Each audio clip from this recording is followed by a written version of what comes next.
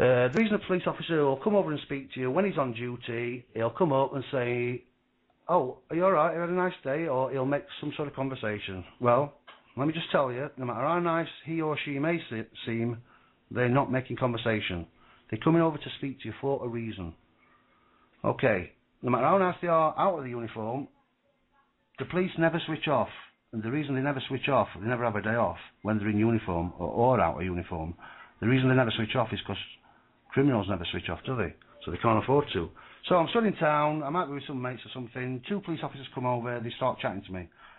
Okay, the reason they've come over and started chatting to me is not to tell me how great my clothes are or how big my nose is or anything. What they really want to say is they want to strike up a conversation, because the first stage is, it's called reasonable suspicion or reasonable articulable suspicion.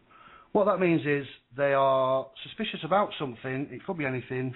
It could be my beard's too long. Nowadays it could be absolutely anything. I might have odd socks on or not smiling correctly. It can be anything, can't it? So they come up, they start talking to me. Now, they have to have a reasonable articulable suspicion, or reasonable suspicion for short. So let's have a look. What can we say? I've got pockets that are bulging with something. So we're near the shops. So their reasonable suspicion might be, oh, he looks a bit rough. He's not a shave. I wonder if he's a shoplifter. So they come over and start speaking. 99.999% of all arrests and convictions are done by people speaking. They incriminate themselves. Bear in mind, you have the right to remain silent. You don't have to speak at all. So first of all, they're going to start speaking. So that's stage 1. And what they're looking for is they're looking quickly to move to stage number 2.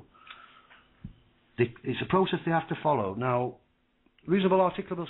I can't say that word, so I'll just call it reasonable suspicion. Reasonable suspicion is something that they've seen... it's something that they've used their 5 senses for. In other words, they've got to have seen something, heard you say something. For people who smoke weed, for instance, they could smell it. But they've got to have used the 5 senses to have reasonable suspicion. That's what is reasonable suspicion. So they've used the 5 senses. I look rough and my pockets are bulging, for instance. So what they want to do is they want to talk to me for me to incriminate myself just through conversation, so they can move to stage number 2. And stage number 2 is what's called probable cause. Now, until they move to stage number 2, probable cause, they cannot do a thing.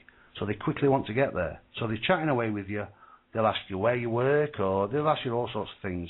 But really, they're looking for an angle all the time. So until they move to probable cause, they can't do anything. So they're looking for probable cause. Probable cause is the middle one. It comes in 3 stages. You've got reasonable suspicion, number 2, probable cause, and then finally, number 3, the arrest. Now, at no point during all these 3 stages are you entitled to even speak to them, which I now know that. But let's say I don't know that. So my pockets are bulging, I'm at the shopping centre, or it's a busy place. They start chatting to me. They want me to speak and incriminate myself, and then they want to move to probable cause.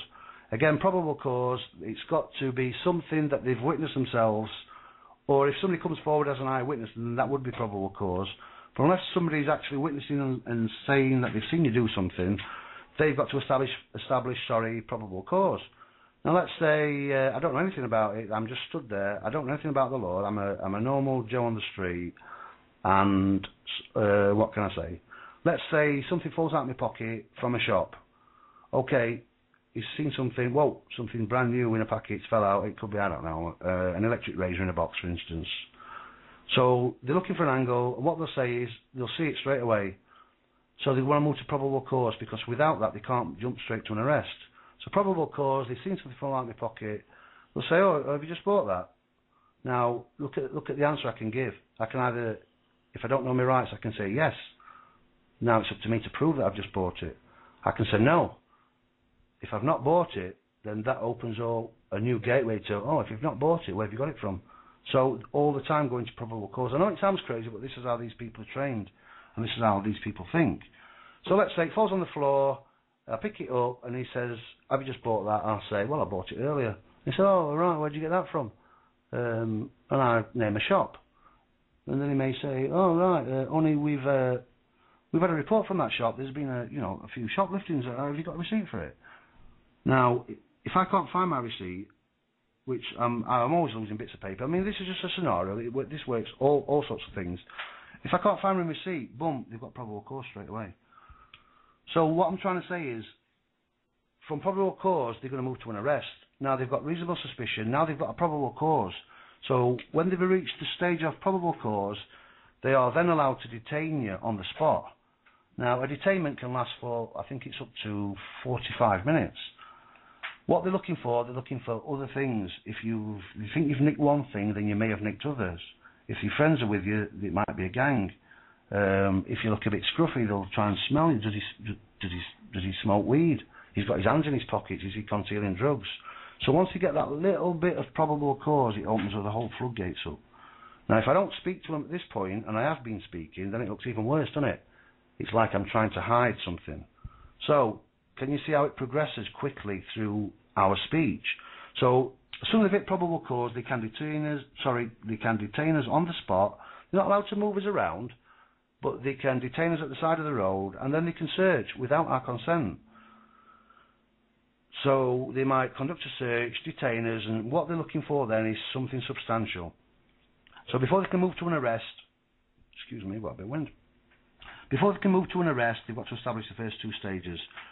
If they have got enough probable cause, it doesn't matter about people say, oh, it's false arrest or it's unlawful arrest. They don't care, these people. As long as it's backed up with some suspicion, some probable cause, they'll move to an arrest because they can always let you back out and apologise, can't they?